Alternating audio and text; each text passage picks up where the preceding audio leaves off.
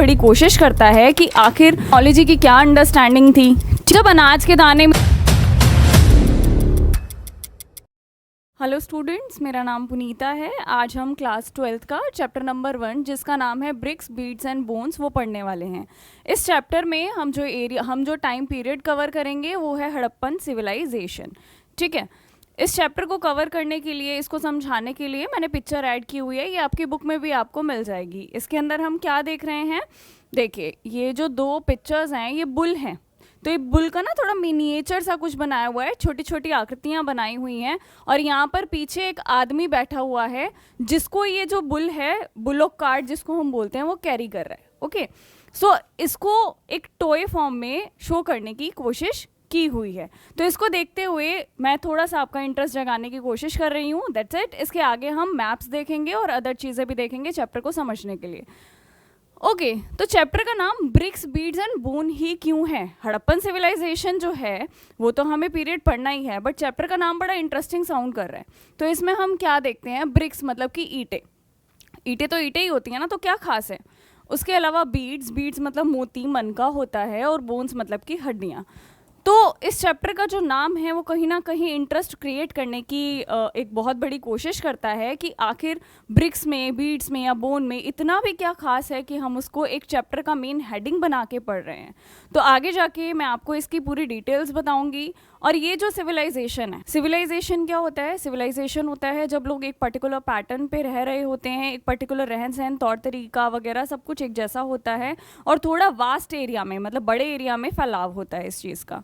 ठीक है, तो जब हम इसको और आगे आगे पढ़ेंगे हम जानेंगे कि ये जो सिविलाइजेशन था, जैसे कि आज के टाइम में हम बहुत ही ज़्यादा एडवांस हैं, बहुत ही ज़्यादा मॉडर्न हो चुके हैं, और हमारी जो बिल्डिंग्स होती हैं, आर्किटेक्ट होता है, लाइफस्टाइल होती है, वो सारी की सारी काफ़ी ज़्यादा डेवलप हो चुकी है। अगर हम कभी प्रीवियस किसी चीज़ से कंपेयर करने की कोशिश करें, पुरानी किसी मूवी से उठा लो या किसी गाँव से उठा लो, तो हमें पता है कि शहर के जो लोग होते हैं वो थोड़ा सा बेटर तरीके से बेटर लाइफस्टाइल को कंटिन्यू करते हैं। तो वही चीज़ अभी हम पीछे इस पूरे सिविलाइजेशन में समझने की कोशिश करेंगे कि आखिर ये लोग कैसे रहते थे, क्या करते थे। अच्छा, हिस्ट्री ना बहुत सारे स्टूडेंट्स को ऐसी लगती है कि अरे ये तो बहुत ही बोरिंग है, इसके सारे फैक्ट्स हम कैसे रटें? क्योंकि जब आप एग्जाम के लिए प्रिपेयर करेंगे, आपको ऑब्वियसली क्वेश्चन तो आपका इसी फॉर्मेट में आएगा कि 4 ऑप्शन है, उसमें से आपको एक को करेक्ट करना पड़ेगा। बट उसके लिए आपको बैकग्राउंड नॉलेज होनी बहुत ज़रूरी है। और मुझे ऐसा लगता है कि मैं आपको जब बहुत अच्छे से समझा दूंगी तो 60 to 70% हम इतना कवर कर लेंगे कि आपको किसी भी तरह की कोई दिक्कत नहीं आएगी। कुछ कुछ चीज़ें याद करनी पड़ेंगी क्योंकि कुछ नाम ऐसे हैं, कुछ टाइमिंग ऐसी होगी, बट ओवरऑल हम अच्छे से समझ लेंगे तो हमें बहुत ज़्यादा रटने की ज़रूरत नहीं पड़ेगी। ये हमारा बुक का इंट्रोडक्शन है, पूरा का पूरा चैप्टर बुक से ही है, बुक के अलावा कहीं से कुछ भी नहीं ऐड किया हुआ है इसके अंदर। ओके, तो इंट्रोडक्शन जो है वो उसमें थोड़ा पैराग्राफ फॉर्म में है, इसीलिए मैंने उसको क्वेश्चन आंसर फॉर्म में ब्रेक कर लिया है। हम पढ़ते हैं अब कि इस जो साइट है या फिर ये जो हमारा जो सिविलाइजेशन है, इसका नाम हड़प्पा ही क्यों रखा? कुछ और भी रख सकते थे। अच्छा, ये जो सिविलाइजेशन था ये इंडस रिवर के इर्द गिर्द था। इंडस रिवर जो पाकिस्तान वाली साइड पे बहती है, जो कि आपका सिंधु नदी कहलाती है हिंदी में, तो उस नदी के इर्द गिर्द इसकी हमें सारी साइट्स मिलती हैं, जैसे कि अभी मैं आपको मैप में भी दिखाती हूँ। ये रही हमारे इंडस रिवर। ठीक है, सो ये इंडस रिवर है और इसके इर्द गिर्द हमें सारी साइट्स देखने को मिलती है, तो हम इसको इंडस रिवर भी बोल सकते हैं, इंडस रिवर सिविलाइजेशन भी बोल सकते हैं। ठीक है, इसको हम हड़प्पा सिविलाइजेशन बोलते हैं। अच्छा, इसके बहुत सारे नाम हैं, बट अभी के लिए हम इसे फिलहाल हड़प्पा सिविलाइजेशन क्यों कहते हैं वो चीज़ मैं आपको बताऊंगी। क्योंकि सबसे पहले जब एक्सकवेशन हुआ था, मतलब खुदाई हुई थी, तो सबसे पहले हड़प्पा नाम की ये जो साइट आपको दिख रही है ना यहाँ पे, ये रावी रिवर के किनारे, इस साइट का एक्सकवेशन हुआ था, इस साइट की खुदाई हुई थी। दैट्स वाई सिविलाइजेशन का नाम हम हड़प्पा सिविलाइजेशन बोलते हैं।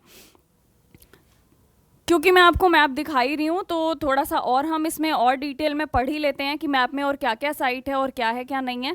देखिए, रिवर मैंने आपको दिखा दी, इंडस रिवर है, रावी रिवर है, झेलम है, चेनाब है, अदर रिवर्स हैं, बट स्टिल हमें जो मेन फोकस करना है वो इंडस पे और रावी पे भी कर लेंगे तो चलेगा, क्योंकि हम क्लास 12th के अकॉर्डिंग पढ़ रहे हैं। देखिए, एक साइट है यहाँ पे सुतकांगे डोर। ठीक है, मैं इसमें आप और भी साइट्स पढ़ सकते हैं, मैं आपको ओनली मेन के बारे में ही बताती हूँ। ये धोलावीरा है, इस पे हमें पढ़ना पड़ेगा, इस पे ध्यान देना पड़ेगा, ये गुजरात की साइट है। ठीक है, नागेश्वर है, बालाकोट है, इसका भी नाम आगे जाके आएगा। आप ये चीज़ ध्यान रखिए कि ये देखिए कोस्टल एरिया पे है। ठीक है, मतलब समुंदर का तटीय इलाका है ये हमारा। आगे जाके जब हम चैप्टर में पढ़ेंगे तो इसकी सिग्निफिकेंस मैं आपको बताऊंगी। एक साइट है चन्हूदड़ो, एक है रंगपुर, एक है लोथल, ठीक है। इसके अलावा हमारा मोहनजोदारो बहुत ही ज़्यादा इंपॉर्टेंट है, इसकी हमें केस स्टडी करनी है, केस स्टडी करनी है, केस स्टडी करनी है इसकी हमें किस चीज़ के अंदर, हमें इसका टाउन प्लानिंग पढ़ना है कि इसमें टाउन कैसे बना हुआ करते थे, कैसे लोग रहते थे, क्या सेटलमेंट था वगैरह वगैरह। ओके, राखीगढ़ी एक साइट का नाम है, इसको भी आप देख लीजिए, ठीक है। बनावली का भी नाम आएगा, इससे हमें कुछ कुछ चीज़ें मिली हैं यहाँ पे। कालीबंगन नाम की एक जगह है, इसको भी देख लीजिए, ठीक है। ये राजस्थान में पड़ती है, राखीगढ़ी हमारे हरियाणा में पड़ती है, मांडा हमारा जम्मू कश्मीर वाला इलाका है उसमें पड़ता है। इसको फिजिकल मैप पे देखिए कि ये जो हड़प्पा सिविलाइजेशन है इसका स्प्रेड कहाँ से कहाँ तक था, ठीक है। ये अफगानिस्तान और प्रेजेंट डे का जो हमारा पाकिस्तान है वो वाला एरिया, प्लस कश्मीर का इलाका और प्लस हमारा गुजरात का इलाका, मोटे तौर पे अगर हम इसको बांटें तो इसी पूरे एरिया में इस सिविलाइजेशन का फैलाव रहा है। ओके, तो अब हम फिर से डिटेल्स पे आ जाते हैं। तो हड़प्पा क्यों कहते हैं, अभी मैंने बहुत ही क्लियर कर दिया आपको बहुत अच्छे से कि सबसे पहली जो डिस्कवर्ड साइट है उसका नाम हड़प्पा है, इसीलिए हम इसको हड़प्पा सिविलाइजेशन कहते हैं। इसका टाइम क्या है, देखिए टाइम को लेके ना कि मतलब कब से लेकर कब तक ये चली, इसको लेकर हिस्टोरियंस में बहुत सारे डिबेट या वाद विवाद जिसे हम कहते हैं वो चीज़ है। बट बेसिकली हम जो इसके अंदर पढ़ते हैं वो क्या है, हम इसके अंदर NCERT के अकॉर्डिंग हम इसका जो स्टैंडर्ड टाइम है वो 2600 से लेकर 1900 BCE मानते हैं। अब आप कहेंगे ये चलो टाइम तो समझ आ गया, पहली बात ये रिवर्स में क्यों लिखा हुआ है, ठीक है। अगर हमें कुछ भी डेट बतानी है जैसे 1500 से लेकर 2000 बताना है तो हम ऐसे बताएंगे ना, ठीक है। उन्होंने तो उल्टा बताया हुआ है। उसके अलावा यहाँ पे BCE करके एक टर्म है, आखिर उसका क्या मतलब होता है, तो अभी मैं आपको वो चीज़ बताती हूँ। देखिए आप लोगों ने 10th क्लास तक मैथ्स तो पढ़ी है, ओके। सो आप लोगों ने नंबर लाइन जो होती है वो तो आप जानते होंगे कि क्या होती है, कैसे होता है, नंबर लाइन का कंसेप्ट क्या होता है। नंबर लाइन में हमारे ये जो इधर के नंबर्स होते हैं ये ऐसे होते हैं ना, -1, -2, -3, -4, -5, -6, और इधर के आपके पॉजिटिव में होते हैं और ये आपका 1, 2 जो भी आपका नंबर जाएगा इस तरह से होते हैं, ठीक है। तो हिस्ट्री में भी हमने हिस्ट्री को अच्छे तरीके से समझने के लिए एक पर्टिकुलर डेट है जिसको हमने हिस्ट्री का ओरिजिन या फिर मेन डेट माना हुआ है। इसके पीछे का सारा हम बैक डेट में लेकर आते हैं जिसको हम बोलते हैं BCE, इसको हम बोलते हैं कॉमन डेट, ठीक है। सो ये हमारा कॉमन टाइम है जो यहाँ से स्टार्ट हो रहा है, इसको हम बोलते हैं कॉमन एरा, ठीक है। तो ये सारा हमारा पॉजिटिव नंबर लाइन जैसे चलती है, जैसे 1 to 6 हो गया, ऐसे ही हम इसको रिप्रेजेंट करेंगे। बट अगर यहाँ हमें रिप्रेजेंटेशन करनी हुई तो हम कैसे करेंगे, -6 to -1, ओके। सो हम आते किसकी तरफ है, 0 तक आते हैं। तो इसके अंदर हमें यही करना पड़ेगा, जो भी हमारी डेट्स होंगी, फॉर एग्जांपल ये हमारा 2600 है और ये हमारा 1900 है, तो हम इसको कैसे रिप्रेजेंट करेंगे। देखो नंबर लाइन पे पहले 1900 आएगा फिर 2600 आएगा, तो हम इसको ऐसे ही रिप्रेजेंट करेंगे 2600 से लेकर 1900, ठीक है। BCE का क्या मतलब है, बिफोर कॉमन एरा, ठीक है। तो ये जो कॉमन एरा है इसके पहले का जो है उसको हम बिफोर कॉमन एरा कहते हैं। देखिए थोड़ा सा अभी लेंदी लग सकता है बट प्लीज़ इस चीज़ पे मत जाइए कि ये इतना लेंदी क्यों है, क्योंकि ये आपके बेसिक्स हैं। अगर आपके बेसिक्स स्ट्रॉन्ग होंगे, इंट्रोडक्शन अगर हम अच्छे से पढ़ते हैं, चीज़ों को हम अच्छे से समझते हैं, तो चैप्टर पे अंडरस्टैंडिंग हमारी डेफिनेटली बहुत अच्छी जाती है। एरिया जो है जहाँ तक ये फैला हुआ है सिविलाइजेशन वो क्या है, अफगानिस्तान मैंने अभी आपको मैप पे दिखाया, जम्मू, बलूचिस्तान आपका कौन सा वाला एरिया है, आपका पाकिस्तान वाला एरिया है, गुजरात हो गया हमारा, ठीक है। अब हम नेक्स्ट क्वेश्चन देखते हैं, आर्कियोलॉजिकल एविडेंस आखिर क्या होता है। आर्कियोलॉजी जो होती है उसका मतलब होता है कि पुरातत्ववेद, मतलब कि हिस्टोरिकल कुछ चीज़ें हैं, इतिहास से रिलेटेड कुछ चीज़ें हैं उसको हमें खुदाई करनी है, उसका मीनिंग निकालना है। ये पूरी की पूरी एक जो स्टडी होती है वो आर्कियोलॉजी के अंदर ही आती है। तो आर्कियोलॉजिकल एविडेंसेस में मतलब कि एक्सकवेशन से जो भी पुराना सामान हमें मिला है उसको हम किस तरीके से निकाल के उसका मीनिंग निकाल सकते हैं, वो सारी की सारी चीज़ें आपके आर्कियोलॉजिकल एविडेंस के अंदर आता है। इसके अलावा एक सिनेरियो समझिए, फॉर एग्जाम्पल एक हिस्टोरियन को क्या करना पड़ता है, मैं आपको इसके साथ समझाने की कोशिश करती हूँ। और पूरा चैप्टर आई थिंक इस पूरी कहानी पे बेस्ड हो जाएगा, क्योंकि जनरली जब हम भी पढ़ते थे तो टीचर बोलते थे यहाँ ये मिला है, वहाँ वो मिला है, यहाँ ये है, यहाँ वो है, और हम बड़े पजल हो जाते थे कि आखिर इतनी सारी डिटेल्स हमें क्यों बता रहे हैं। तो अभी हम इसमें देखेंगे कि इसका क्या मतलब होता है। देखिए, जनरली मान लीजिए कोई क्राइम सीन है, ओके, उसके ऊपर आपके जो भी इन्वेस्टिगेटर्स होते हैं, ठीक है, सीआईडी वाले पहुंच गए मान लो, तो वो क्या करेंगे, वो वहाँ पे पड़े हुए सारे के सारे एविडेंसेस को देखेंगे कि अच्छा यहाँ पर ना 2 आपके कप्स पड़े हुए हैं, ठीक है, उसमें चाय लगी हुई है या फिर उसके अंदर आपका कोई भी लिक्विड डला हुआ है, तो उससे वो आइडेंटिफाई करने की कोशिश करते हैं, अच्छा जहर देने की कोशिश की होगी, अच्छा घर में कितने लोग रहते हैं, लंबा बाल मिला है मतलब औरत रहती होगी। तो इस तरह से बहुत सारी चीज़ें जो है ना, वो हम उस जो भी हमें एविडेंसेस मिलते हैं उस पर्टिकुलर साइट पे, उस क्राइम सीन पे, हम उसके अकॉर्डिंग स्टोरी रिक्रिएट करने की कोशिश करते हैं। सिमिलरली हिस्ट्री में भी हम ऐसे ही करते हैं। हिस्ट्री में हमें जो जो एविडेंसेस मिलते हैं उसके बेसिस पे हम ये समझने की कोशिश करते हैं कि इन लोगों ने उस टाइम पर क्या किया होगा, ये लोग कैसे रहते होंगे, ये लोग क्या खाते होंगे, ये लोग किस तरीके से घर बनाते होंगे, ठीक है, और इनको टेक्नोलॉजी की क्या अंडरस्टैंडिंग थी, ठीक है, किस तरीके से इन लोगों के पास क्या गाड़ी वगैरह या कुछ होते होंगे, घोड़ा गाड़ी, बैल गाड़ी, घोड़े थे कि नहीं थे, कौन से जानवर यूज़ होते थे। तो ये वाली जो क्यूरियोसिटी है ये हमारी सेटिस्फाई आर्कियोलॉजिकल एविडेंसेस के थ्रू ही होती है, क्योंकि वहाँ की कोई कहानी या कोई जो लैंग्वेज है वो हमारे पास जो है भी उसको हम पढ़ नहीं पाए हैं। जो वहाँ की लैंग्वेज है, वहाँ की जो स्क्रिप्ट है, उसको अभी हम डिसाइफर नहीं कर पाए हैं, पढ़ नहीं पाए हैं। चैप्टर के आगे में जाके हमें वो सारी चीज़ पढ़नी है, तो इसीलिए आर्कियोलॉजिकल एविडेंसेस पर ही हम बेसिकली रिलाय करते हैं, डिपेंड रहते हैं। आर्कियोलॉजिकल एविडेंसेस क्या होते हैं, जो चीज़ें हमारी पीछे छोड़ दी जा चुकी हैं, जैसे कि घर हो गए, ठीक है, पोट या मटके या बर्तन हो गए आपके, ऑर्नामेंट्स आपकी ज्वेलरी हो गई, इसके अलावा टूल्स हो गए आपके, सील्स हो गई, ब्रिक्स हो गई, ब्रिक्स मतलब की ईंटें हो गई, और आपका वेट हो गया, ठीक है, जो भी आपके बट्टे या वज़न नापने का जो होता है वो हो गया। तो ये सब हमें उसमें मिला है। सील क्या होती है? सील होती है, देखो आपकी बुक में भी दिया हुआ है, इसको हम सील बोलते हैं, ठीक है। आप इस चीज़ को देख पा रहे होंगे, ये पर्टिकुलर किसी बेस पे बनी हुई है। वो जो बेस है वो है हमारा एक पर्टिकुलर टाइप की मिट्टी होती है, स्टेटाइट नाम की। स्टेटाइट नाम की मिट्टी के ऊपर ये बना हुआ है। उस मिट्टी को लेके उसको गूंदते हैं, फिर उसके बाद में उसको एक पर्टिकुलर शेप देते हैं और उसके ऊपर कुछ ना कुछ डिज़ाइन इम्प्रिंट करने की कोशिश की जाती थी। तो आप देख रहे हैं यहाँ कोई एनिमल बना हुआ है, इधर भी एक एनिमल है, इधर कुछ कुछ इन्होंने साइंस वगैरह डाले हुए हैं, ठीक है। ये जो साइंस है ना, अब जैसे मुझे देख के ये मछली लग रही है, इधर ये कोई पहिया सा लग रहा है, ठीक है, आपको क्या क्या दिखेगा आप लोग बताना। तो इसको देख के हमें समझ आता है कि इनकी जो लैंग्वेज थी वो शायद ऐसी रही होगी, साइन वाली लैंग्वेज जिसको हम बोलते हैं कि साइन बनाते थे या चित्रात्मक तरीके से इसको बनाते थे, कि कोई पर्टिकुलर पिक्चर बना दी है, पिक्टोग्राफिक जिसको हम बोलेंगे, अगर इंग्लिश में बोले तो चित्रात्मक या पिक्टोग्राफिक, ठीक है। और कुछ कुछ यहाँ पे हमें अदर चीज़ें देखने को मिल रही हैं, बट अभी भी करेंटली हम इसको डिसाइफर नहीं कर पाए हैं, इसका क्या मतलब है वो हमें नहीं पता है। देखिए सील क्या होती है, स्टेटाइट नाम की मिट्टी से बनी होती है, अभी मैंने आपको बताया, ठीक है। इस पे साइंस होते हैं और एनिमल मोटिव्स, ठीक है, ये बना हुआ होता है। ओके, सो जो नेक्स्ट टॉपिक है हमारा बुक के अंदर, जो सब हेडिंग्स हैं उसके अंदर है डाइटरी हैबिट्स। अब एक सिंपल सी बात है, हम इन लोगों की डाइटरी हैबिट्स को किस तरीके से रिक्रिएट करेंगे? भाई हमें क्या पता क्या खाते थे क्या पीते थे, चलो जानने की कोशिश करते हैं। एक पर्टिकुलर फील्ड ऑफ स्टडी होती है जिसको हम बोलते हैं आर्कियो बोटैनिस्ट, ठीक है। आर्कियो टर्म अभी मैंने आपको बताया हिस्ट्री से रिलेटेड होती है, आप जस्ट इतना याद रख लीजिए।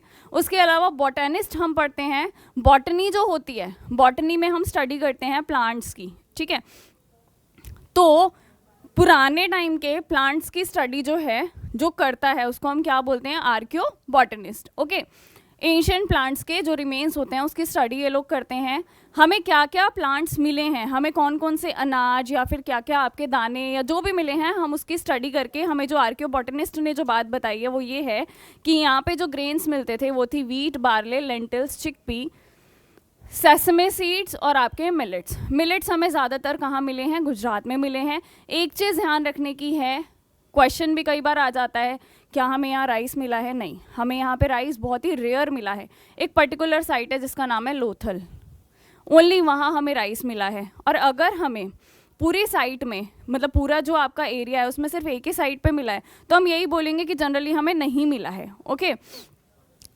अब हम नेक्स्ट पे आ जाते हैं। आर्कियो, जैसे कि अभी मैंने आपको बताया हिस्ट्री से रिलेटेड, जूलॉजिस्ट, जू से तो आप लोग समझ ही जाएंगे, ठीक है, एनिमल से रिलेटेड है, ठीक है। तो किस किस एनिमल की आपकी हमें यहाँ बोन मिली है, कहाँ पे मिली है, उसके थ्रू हम ये समझ पाएंगे कि ये किस एनिमल को पालते होंगे या फिर किस एनिमल को खाते होंगे। फर्स्ट ऑफ ऑल ये समझ आते हैं कि सभी एनिमल्स का इनको पता लग जाता है कि हाँ भाई ये एनिमल यहाँ पर इसकी बोन मिली है, तो ये एनिमल इस टाइम पर एग्जिस्ट करते होंगे, ठीक है। पहली बात ये, एक इंटरेस्टिंग फैक्ट बताती हूँ, इन्हें इस टाइम पे हॉर्सेस नहीं मिले हैं, ठीक है।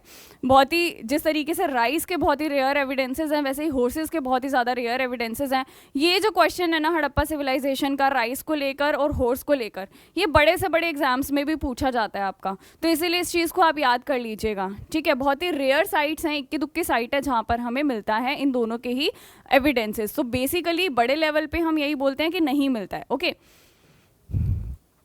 अब हम आ जाते हैं कि जैसे कि इसमें मैंने दो सेक्शन बनाए हुए हैं, डोमेस्टिकेटेड एंड हंटेड। आप बोलोगे कि भाई एनिमल की बोन ही तो मिली है, हम कैसे बताएंगे कि उसको पालते थे या उसका शिकार करते थे, उसको खाते थे, ठीक है। अच्छा, एनिमल को पाल रहे हैं तो उसके मिल्क प्रोडक्ट्स के लिए पाल रहे होंगे या फिर उसके जो भी मीट प्रोडक्ट होता है उसके लिए पाल रहे होंगे, ठीक है। तो पता कैसे लगाएंगे? ऑब्वियसली इसको पता लगाने का एक बहुत ही सिंपल सा तरीका है, आपका जो भी घर होगा मान लीजिए, उस घर के कौन से एरिया में हमें कौन से एविडेंसेस मिले हैं। फॉर एग्जांपल सपोज कीजिए कि हम कई घरों की स्टडी करते हैं और हमें पता लगता है कि इस पर्टिकुलर एरिया को, इस पर्टिकुलर डायरेक्शन में, इस पर्टिकुलर एरिया को इन्होंने किचन के तरीके से ट्रीट किया हुआ है, ओके। सो ये है किचन का एरिया। तो किचन का जो एरिया, अगर इसमें हमें बोन्स मिल जाती हैं, इसका मतलब उसको कंज्यूम किया गया होगा, ठीक है। या फिर जो आपका ड्रेन या नाली का एरिया होगा, उसमें भी अगर हमें हड्डियाँ मिल जाती हैं तो भी हम ये समझ सकते हैं कि उसको खाया गया होगा और हड्डियाँ जो है डिस्कार्ड कर दी जाती हैं ना, फेंक दी जाती है, तो फेंकी गई होंगी, ठीक है। इट मीन्स उसको खाया जाता होगा। अब मान लीजिए घर का कोई पर्टिकुलर सेक्शन है, उसको इन्होंने जानवरों को पालने के लिए यूज़ किया हुआ है। हमने बहुत सारे घरों की स्टडी करी और उसके बेसिस पे हमें समझ आया कि इस पर्टिकुलर एरिया में एनिमल बोन्स तो मिलती हैं, बट ये वाली थोड़ी सी डिफरेंट है। और फिर हम मॉडर्न जो हमारे आजकल का टाइम है उसके साथ इन चीज़ों को कोरिलेट करके समझते हैं कि अच्छा ठीक है, कैटल है, गोट है, हो सकता है मिल्क के लिए पालते होंगे, ठीक है। सो डोमेस्टिकेटेड एनिमल और हंटेड एनिमल को हम इस तरीके से पता लगाते हैं। हम आ जाते हैं इस चीज़ के ऊपर कि आपका जो एनिमल की बोन्स हैं, ठीक है, उसको पढ़ के, और एनिमल की बोन कौन सी लोकेशन पे मिली है उसको पढ़ के, कि घर के अंदर मिली है या बाहर मिली है या घर के कौन से सेक्शन में मिली है, उसको समझते हुए जो आपके आर्कियोजूलॉजिस्ट हैं वो लोग बताते हैं कि इनका क्या यूज़ होता होगा। तो किस कंक्लूजन पे ये लोग पहुँचे हैं वो हम जानते हैं। डोमेस्टिकेटेड एनिमल कौन कौन से होते थे? कैटल होती थी, शीप होती थी, गोट है, बफेलो है एंड पिग्स हैं। हंटेड एनिमल में आपका घड़ियाल है, डियर है, बोर है, फिशेज वगैरह हैं, ठीक है। ओके, अब हमारा नेक्स्ट टॉपिक है टेक्नोलॉजी इन एग्रीकल्चर। अब जब अनाज के दाने मिले हैं तो एक बात तो वेरी वेरी ऑब्वियस है कि भाई ये लोग खेती बाड़ी करते होंगे, ठीक है। अब खेती बाड़ी कर रहे हैं तो खेती बाड़ी ऐसे तो नहीं हो जाती है ना आपकी। आपको जो क्लास 8 में आई थिंक हम साइंस में पढ़ाते हैं, तो उसमें क्या करते हैं, प्रिपरेशन ऑफ सॉइल करनी पड़ती है पहले। याद आ रहा है? पहले हम मिट्टी को प्रिपेयर करते हैं, मतलब मिट्टी को थोड़ा सा लूजन अप करते हैं, और उसके अलावा जब आप अपनी जो भी प्लांट्स हैं उसको जब लगा देते हैं, सीडलिंग्स को लगा देते हैं, तो जब वो ग्रो करती है तो उसके बाद उसको पानी भी देना पड़ता है, ठीक है, जिसको हम इरिगेशन बोलते हैं।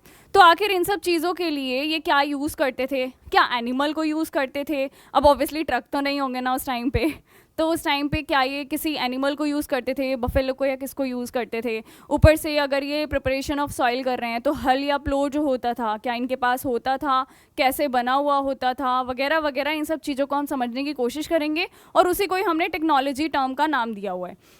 तो टेक्नोलॉजी या जो भी ये उस टाइम पे यूज़ करते थे उसको एग्रीकल्चर में, वो हम पढ़ेंगे।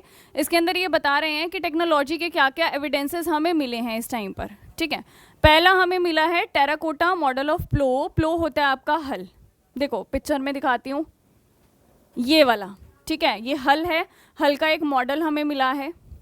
इसके अलावा एक खेत है, उसकी जुताई की हुई है, मतलब प्लोड फील्ड इसको बोलते हैं, जुताई किया हुआ, मतलब कि इसको ऐसे करके प्रिपेयर किया हुआ इसकी सॉइल को। आप इसके अंदर फरोज या ये जो लाइंस है ना, ये आप देख सकते हैं, ठीक है। ये कहाँ पर मिला है हमें? कालीबंगन नाम की एक जगह है, अगर आप याद करेंगे, मैंने मैप में भी आपको ये साइट दिखाई है, तो वहाँ पे हमें ये एविडेंस मिला है एक, और ये बहुत ही बेहतरीन एग्जाम्पल है अपने आप में कि ये लोग खेती से वेल अवेयर है। देखिए कितने अच्छी खासी लाइंस दिखाई दे रही हैं। प्लो, ये जो है हमें इसका मॉडल दिख रहा है। ओके, तो प्लो का जो हमें मॉडल मिला है, टेराकोटा क्या होता है, आपकी जो मिट्टी होती है, मिट्टी को जब बेक कर लिया जाता है तो उससे जो भी प्रोडक्ट्स बनते हैं उसको हम टेराकोटा प्रोडक्ट्स बोलते हैं। Okay, so terracotta model of plough कहाँ से मिला है, बनावली से मिला है, और एक चोलिस्तान नाम का एरिया है उसकी कुछ कुछ साइट से मिला है। इसके अलावा प्लोड फील्ड, जो कि अभी मैंने आपको बताया, जुता हुआ खेत हमें मिला है, कहाँ से मिला है, कालीबंगन नाम के साइट से, जो है हमारा राजस्थान में। ये जो नाम है ना, ये जब आप शुरू शुरू में सुनेंगे आपको लगेगा याद नहीं होंगे, ठीक है, बट रियल में मैं आपको बता रही हूँ, जब आप इसको 2 बार 4 बार पढ़ेंगे ना और मैप में बार बार देखेंगे, आपको अपने आप ही याद हो जाएगा, ठीक है, क्योंकि सबकी कोई ना कोई खासियत है। जैसे कालीबंगन की अभी मैंने आपको बताई, इससे हमें जो खेत मिला है, उसके अलावा जैसे बनावली है, इससे हमें वो मिला है, हल्का मॉडल मिला है। तो ये सारी चीज़ें पढ़ते पढ़ते आपको ऑटोमेटिकली याद हो जाएगा। इरिगेशन के एविडेंसेस भी हमें मिले हैं। इरिगेशन क्या होता है, जब हम पानी देते हैं अपनी फसलों को, ठीक है, उनकी जो सिंचाई करते हैं, तो इरिगेशन में क्या यूज़ करते होंगे भाई, क्या पाइप लगा के पानी डालते होंगे या टैप से डालते होंगे, ऑब्वियसली वो सारी चीज़ तो तब नहीं रही होगी ना। आपने देखा होगा गांव में या फिर जो नदी से थोड़े से दूर के इलाके होते हैं, वहाँ कनाल्स बनी हुई होती हैं। कनाल्स क्या होती हैं, जैसे कि ये मेन आपकी रिवर जा रही है ना, तो इसके साइड में ऐसे करके एक पानी का जो है निकाल लिया जाता है, धारा या जो भी हम उसको बोले, वो हमारी कनाल होती है, ठीक है, बहुत सारी कनाल्स हैं हमारे। तो उस टाइम पर भी ये लोग जानते थे कि कनाल बनाई जाती है। जस्ट इमेजिन कि इन लोगों को पता था कि कनाल हम बना सकते हैं, कनाल से हम पानी लेके जा सकते हैं, तो इरिगेशन के लिए ये कनाल भी यूज़ किया करते थे। इरिगेशन वाला अभी हम डिटेल में पढ़ेंगे, ठीक है। अभी हमने 3 चीज़ें पढ़ी हैं कि एग्रीकल्चर को बताने के लिए क्या क्या टेक्नोलॉजी थी, तो 3 पॉइंट्स हमने उसमें पढ़ लिए। अब हम इरिगेशन को थोड़ा सा डिटेल में पढ़ रहे हैं। ओके, यहाँ की जो ज़मीन थी ना, वो सेमी एरिड थी, मतलब कि बहुत अच्छी नहीं थी, बहुत ज़्यादा भी एक जो कहते हैं ना अर्ध शुष्क करके जो ज़मीन है वो यहाँ की पड़ती थी। तो इनको कहीं ना कहीं पानी के लिए इरिगेशन की ज़रूरत तो पड़ती ही होगी। तो इसके लिए हमने इरिगेशन के लिए क्या क्या यूज़ करते होंगे उसको भी 3 कैटेगरी में डिवाइड कर लिया है। तो सबसे पहला है कनाल्स। कनाल्स को जब ये यूज़ करते थे तो हमें कैसे पता लगता है, शोरतुगई नाम की एक साइट है, अफगानिस्तान के अंदर पड़ती है, वहाँ पे हमें कनाल्स का जो रिमेन्स है वो मिले हैं, ठीक है, गड्ढा बनाया होगा ना, तो गड्ढे के रिमेन्स हमें मिल गए। उसके अलावा पंजाब और सिंध का ये बता रहे हैं कि कोई भी एविडेंस नहीं मिलता है, इस चीज़ को ध्यान रखना।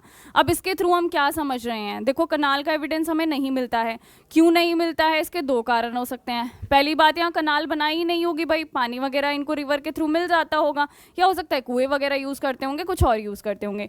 दूसरी चीज़ ये कि जो आपकी कनाल भी है ना, वो मिट्टी के कारण कवर हो सकती है, सिल्टेड अप हो सकती है, इस चीज़ को आप ध्यान रखिए, ठीक है।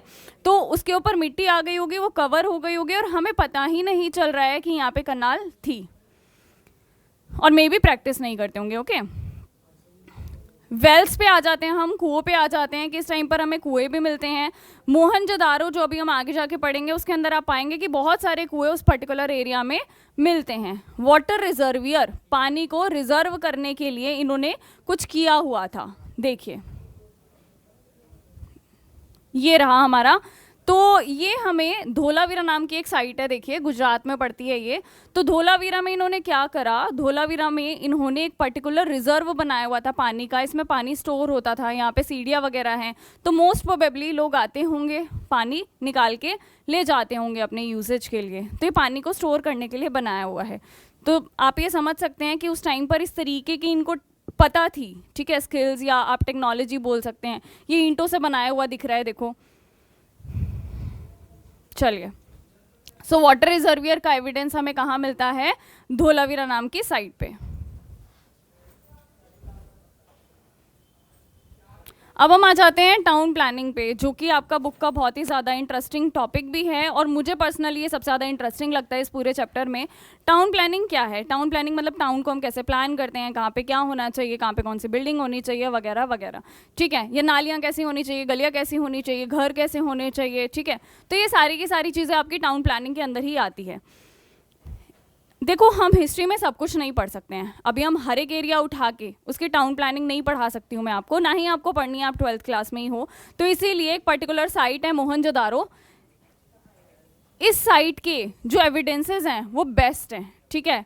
तो इसका जो टाउन प्लानिंग है वो बहुत ही अच्छा है, इसीलिए हम उसको पढ़ेंगे और इसीलिए हम मेन इसी पर ही फोकस रखेंगे हमारा, ठीक है। मोहनजोदारो क्या है? मोहनजोदारो बहुत ही ज़्यादा अच्छे से स्टडी की हुई साइट है। इसके अलावा इस साइट को 2 पार्ट्स में डिवाइड किया हुआ है। कौन से 2 पार्ट्स हैं? एक है आपका सिटाडेल, एक है आपका लोअर टाउन, ठीक है। इस तरह से आप समझिए कि ये बना हुआ होता था, ठीक है। पिक्चर भी आगे जाके, बट अभी हम रफ में देख रहे हैं। ये आपका सिटाडेल नाम का एरिया होता था जो एक प्लेटफॉर्म पे बनता था। प्लेटफॉर्म किससे बनाते थे? ये मड ब्रिक से बनाते थे, मतलब कि आपका ईंटें वगैरह लगा के, मड वगैरह लगा के ये प्लेटफॉर्म पे बनाते थे, मतलब थोड़ा सा हाइट, या जिसको हम चबूतरा बोलते हैं ना, चबूतरे पे बनाते थे। ये छोटा होता था, थोड़ा सा हाइट पे होता था, ये बड़ा होता था, बट ये नीचे होता था, ठीक है। ये प्लेटफॉर्म पे है, इसके लिए प्लेटफॉर्म नहीं था। इसके चारों ओर हमें देखने को मिलती है एक पर्टिकुलर टाइप की बाउंड्री, वॉल, सेम हमें यहाँ भी देखने को मिलती है, ठीक है। ये नॉर्मल रेजिडेंशियल पर्पस से हुआ करता था और ये वाला जो है यहाँ पे हमें इंपॉर्टेंट बिल्डिंग्स देखने को मिलती हैं। यहाँ की बिल्डिंग्स कंपैरेटिवली बड़ी होती हैं और जो देख के ऐसा लगता है कि पता नहीं इसका क्या यूज़ होता होगा। घर तो में देख के पता लग जाता है कि भाई बरामदा है, 4 कमरे हैं, ठीक है, कुछ एरिया बना हुआ है, कुआं है, तो ये घर है। बट यहाँ की जो बिल्डिंग्स हैं वो थोड़ी सी डिफरेंट है। यहाँ की जो खासियत है ना, जिसको हम बोलते हैं लोअर टाउन,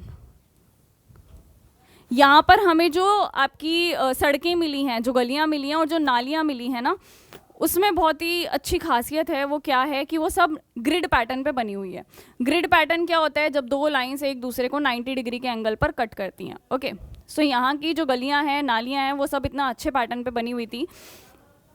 उसके अलावा अभी हम वापस इस पे आ जाते हैं, सिटाडेल पे आ जाते हैं। सिटाडेल वेस्टर्न साइड पे पड़ता था और जो आपका लोअर टाउन है वो ईस्टर्न साइड पे पड़ता था, ठीक है। और इसकी बिल्डिंग्स इंपॉर्टेंट थी, ये सब चीज़ें मैं आपको बता चुकी हूँ।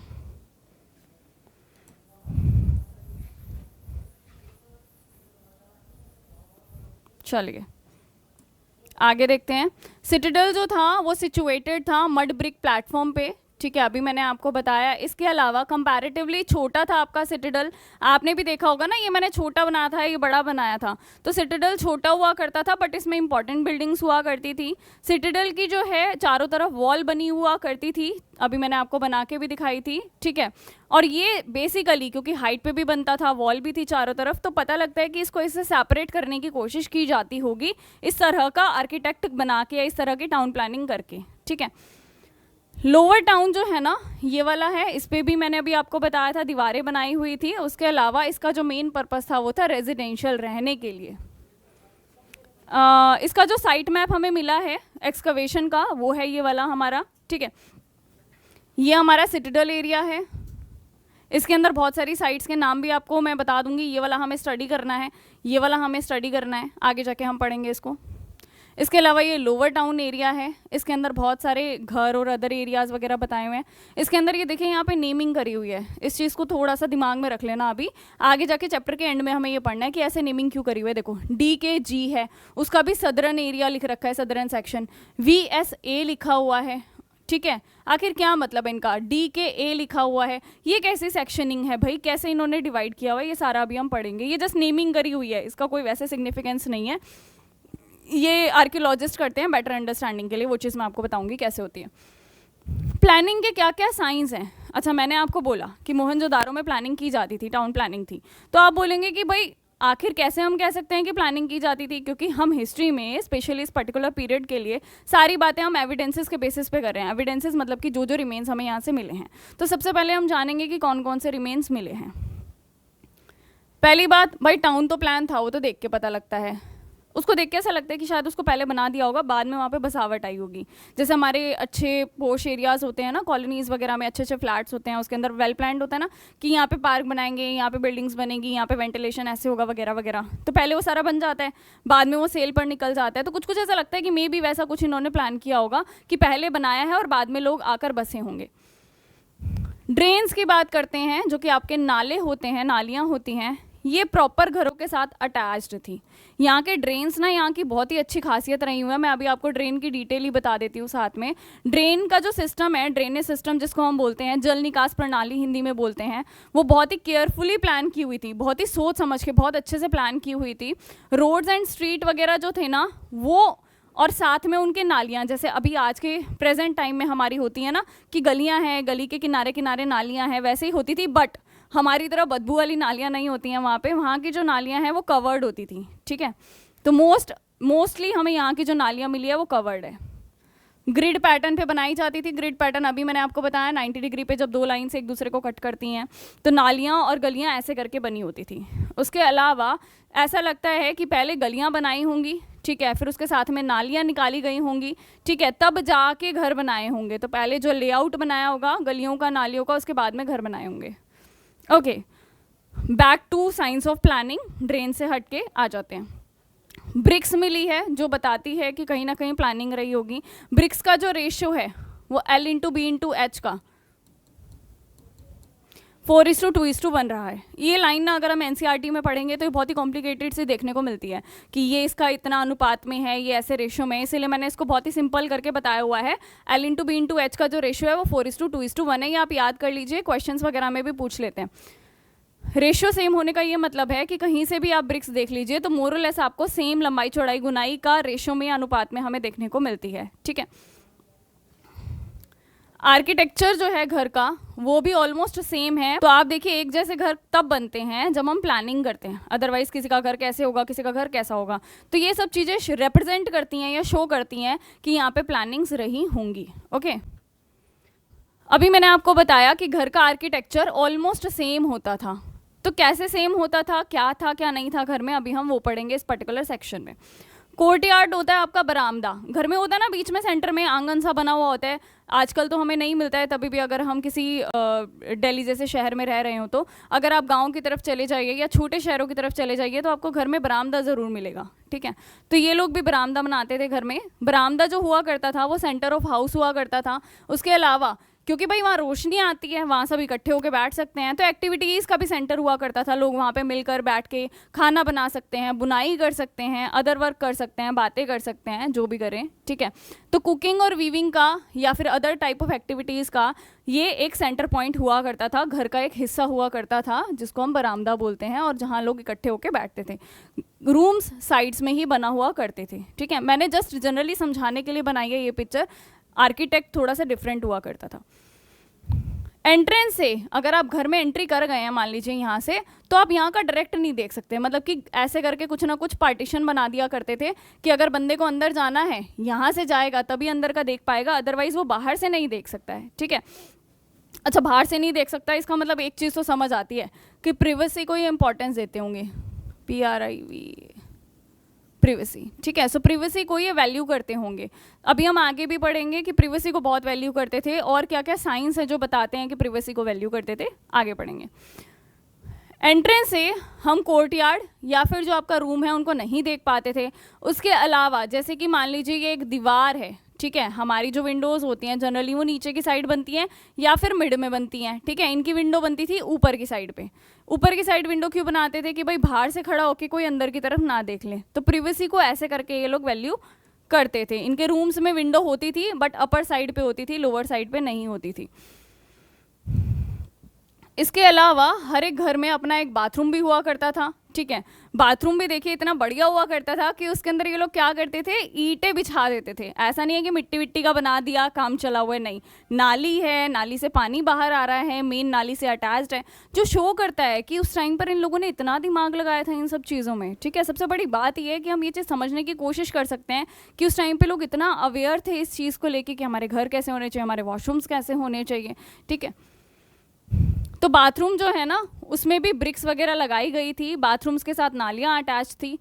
हर एक घर में लगभग मोहनजोदारो नाम की साइट पे हमें क्या मिला है, हमें कुएं मिले हैं, ठीक है। तो कहीं ना कहीं कोई रूम हुआ करता था जिसमें कुआं हुआ करता था, और अक्सर वो इस तरह से बना होता था कि वो ओपन होता था, तो कोई भी आने जाने वाला आके उसमें से पानी पी सकता था या यूज़ कर सकता था और जा सकता था, ठीक है।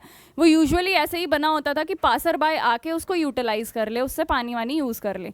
हमें पूरे मोहनजोदारो में लगभग 700 कुएँ मिले हैं। अच्छा, आप ये चीज़ देखेंगे, हम है ना हिस्ट्री में अप्रॉक्सीमेटली, ऑलमोस्ट, प्रोबेबली, है ना, ये सब वर्ड बहुत ज़्यादा यूज़ करते हैं कि शायद ऐसा हुआ होगा, शायद वैसा हुआ होगा। ऑब्वियसली ना, हम स्टोरी तो रिक्रिएट कर रहे हैं, और ऑलमोस्ट मतलब लगभग हमें मिले हैं। इससे कम भी हो सकते हैं, इससे ज़्यादा भी हो सकते हैं, ठीक है। फर्दर और एक्सकवेशन हो जाए, थोड़े से और ऐड हो जाए, तो इसलिए हमें ना एक मोटे जो मेन वर्ड होता है उसको लेकर चलते हैं कि हाँ भाई लगभग इतना मिला है, शायद ऐसा होता होगा। तो आप अगर इसका सब्जेक्टिव आंसर लिखेंगे ना पैराग्राफ फॉर्म में, तो आपको भी ये सब वर्ड्स यूज़ करने चाहिए। उससे हमारा जो इफेक्टिवनेस होती है वो बढ़ती है।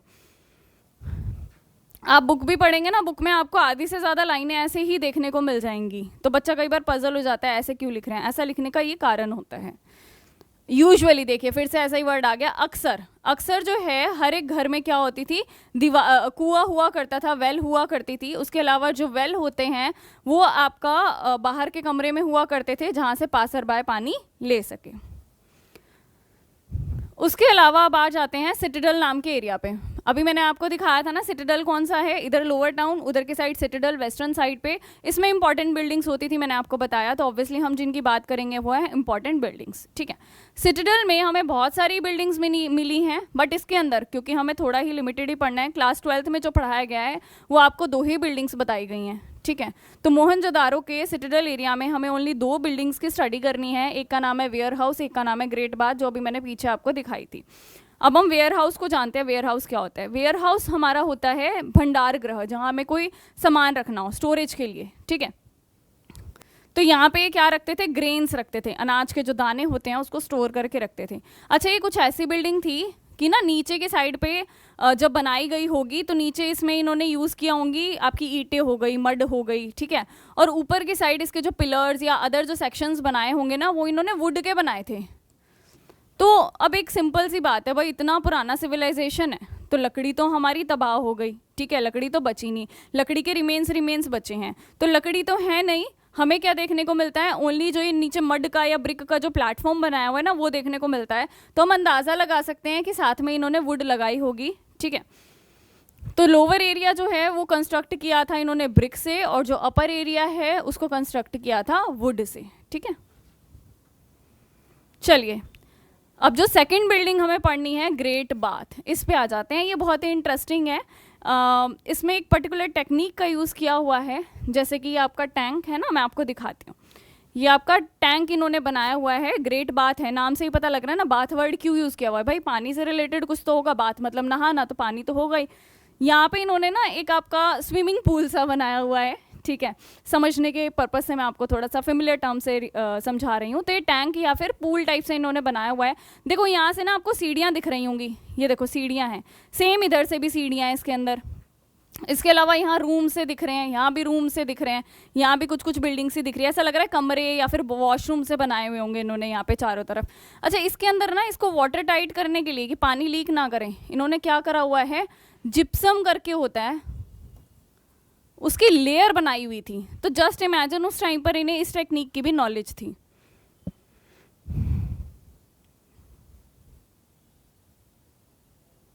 ओके, सो ग्रेट बात पे आ जाते हैं। तो ये जो बिल्डिंग थी ना, इसके इर्द गिर्द बहुत सारी डिस्टिंक्टिव या फिर अच्छी या इंपॉर्टेंट बिल्डिंग्स थी, जो रिप्रेजेंट करता है कि ये जो बिल्डिंग है ये कहीं ना कहीं कुछ खास महत्व रखती होगी।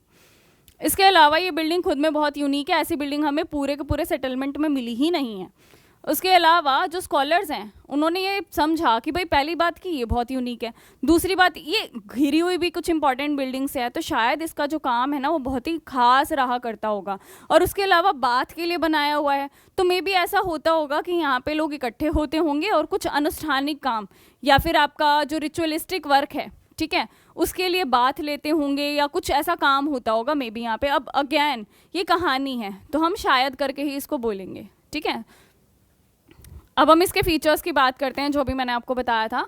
कोर्टयार्ड जो है ना, इसका जो बरामदा है उसके अंदर क्या है, एक रेक्टेंगुलर टैंक है, मतलब सेंटर में इसके रेक्टेंगुलर टैंक बनाया हुआ है। कॉरिडोर जो है, कॉरिडोर है चारों साइड पे। अभी हमने देखा था कि यहाँ के चारों तरफ जो है कॉरिडोर बनाया हुआ था, कॉरिडोर में रूम्स हैं और अदर चीज़ें हैं।